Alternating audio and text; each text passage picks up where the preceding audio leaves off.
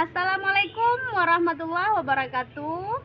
Jumpa lagi dengan Ustazah pada video pembelajaran kali ini. Apa kabar anak-anak sekalian? Semoga kalian selalu berada dalam lindungan Allah Subhanahu wa taala. Amin, amin ya rabbal alamin. Baiklah anak-anak sekalian, pada video pembelajaran kali ini kita akan mengisahkan kisah keteladanan Nabi Ilyas alaihi salam. Namun sebelum mulai belajar, marilah kita berdoa bersama. Bismillahirrahmanirrahim. Rabbi zidni ilman warzuqni fahman. Amin. Nah, anak sekalian, Nabi Ilyas alaihi salam adalah keturunan keempat dari Nabi Harun alaihi salam.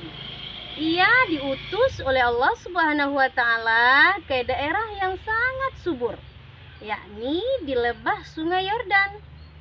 Penduduk di lembah Sungai Yordan masih keturunan Bani Israel. Mereka pernah mendapatkan ajaran agama dari para nabi. Semula mereka beriman kepada Allah Subhanahu wa taala. Dahulunya mereka beribadah dengan benar. Namun setelah para nabi tiada, mereka menjadi ingkar. Agama Allah tidak lagi dilaksanakan. Oleh karena itu, Allah Subhanahu wa taala mengutus manusia pilihan, yaitu Ilyas. Nabi Ilyas diutus membimbing kaumnya yang sesat. Pada saat itu, kaumnya menyembah patung berhala yang bernama Baal. Berulang kali Nabi Ilyas memperingatkan kaumnya agar tidak menyembah berhala.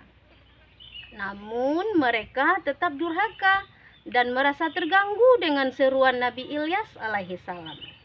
Pemimpin mereka marah. Buat apa kami mengikuti ajaranmu? Apa keuntungan dari agama yang kamu bawa? Nabi Ilyas menjawab, inilah agama Allah yang memberi kebahagiaan. Agama yang sama dibawa oleh semua nabi. Ajarannya melarang mabuk, berjudi, dan kejahatan lainnya. Jawaban Nabi Ilyas semakin membuat mereka marah dan tidak senang. Mereka menyukai semua yang dilarang agama. Keingkaran membuat penduduk lembah Sungai Yordan semakin kacau. Masyarakatnya hidup tanpa aturan yang benar. Akibatnya sering terjadi tindak kejahatan. Nabi Ilyas pun prihatin. Kembali beliau berdakwah. Lihatlah akibat menyembah berhala. Sekarang hidup kaum ini kacau balau. Kembalilah menyembah Tuhan yang sebenarnya hanya Allah yang Maha Pencipta. Namun dasar orang kafir selalu punya alasan untuk menolak kebenaran. Sungguh gigih Nabi Ilyas dalam berdakwah, sehingga Allah menceritakannya dalam surah As-Saffat ayat 123 sampai 126. Orang-orang kafir sangat membenci Nabi Ilyas alaihi salam. Mereka merencanakan kejahatan dan bahkan mereka ingin mencelakai dan membunuh Nabi Ilyas alaihi salam. Anak-anak sekalian, ketika itu ada seorang pria tua yang baik hati. Dia termasuk di antara orang yang beriman kepada Allah Subhanahu wa taala. Orang tua itu memperingatkan Nabi Ilyas alaihi salam. Wahai Nabi Allah Subhanahu wa taala, aku punya berita penting. Kabar apa yang hendak Bapak sampaikan? Tanya Nabi Ilyas penasaran. Tampak pria itu menjadi sedih dan matanya berkaca-kaca. Penduduk ini sangat marah padamu dan mereka hendak membunuhmu. Mendengar berita itu, Nabi Ilyas alaihi salam berkata dengan penuh kesabaran, Terima kasih atas beritanya. Ajal itu ditentukan oleh Allah Subhanahu wa taala. Dan kita tidak perlu takut akan ancaman mereka. Karena Allah Subhanahu wa taala pasti melindungi orang-orang yang beriman. Nabi Ilyas pergi menyelamatkan diri dari kejaran orang-orang kafir. Karena kedurhakaan orang-orang kafir itulah Allah Subhanahu wa taala menurunkan musibah kekeringan. Di sana tidak pernah turun hujan selama 3 tahun. Kemarau panjang terus berlangsung. Banyak tanaman dan binatang ternak yang mati. Serta banyak penduduk mengalami kelaparan karena kekurangan makanan. Setelah musibah terjadi, mereka pun tersadar bahwa seruan Nabi Ilyas itu benar. Maka mereka mencari Nabi Ilyas alaihissalam. Seluruh penduduk dikerahkan untuk menemukan Nabi Ilyas alaihissalam.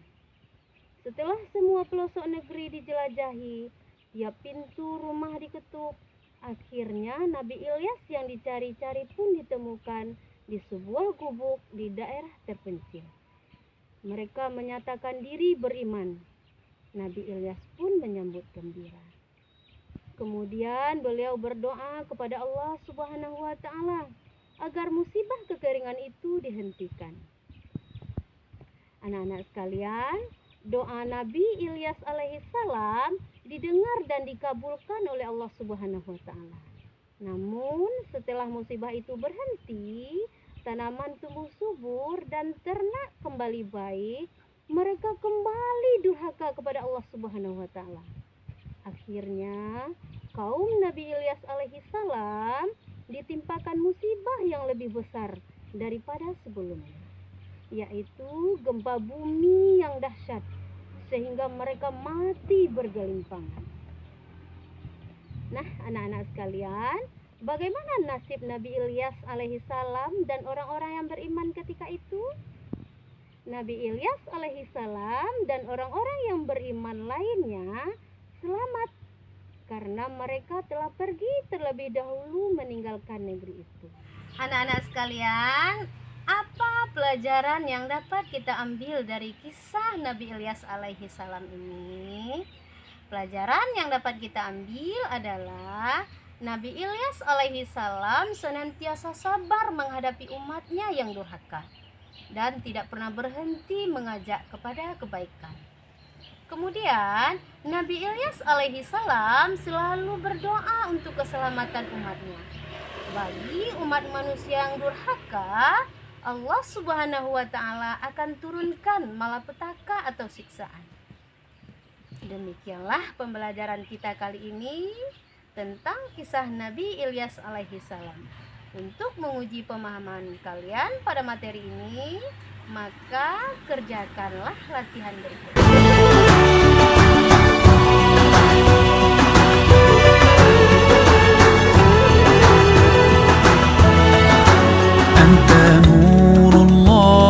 فجرا جئت بعد العسر يسرا ربنا أعلاك قدرا يا إمام الأنبياء أنت في الوجدان حي أنت للعينين ضي أنت عند الحوض ري أنت هاد وصفي يا حبيبي يا محمد يا نبي سلام عليك يا رسول سلام عليك يا حبيب سلام عليك صلوات الله عليك يا نبي سلام عليك يا رسول سلام عليك يا حبيب سلام عليك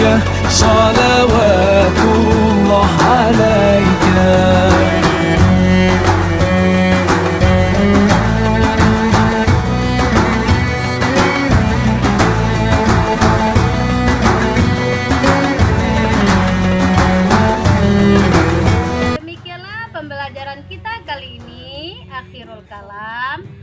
Wabillahi taufik wal hidayah. Wassalamualaikum warahmatullahi wabarakatuh. Sampai jumpa.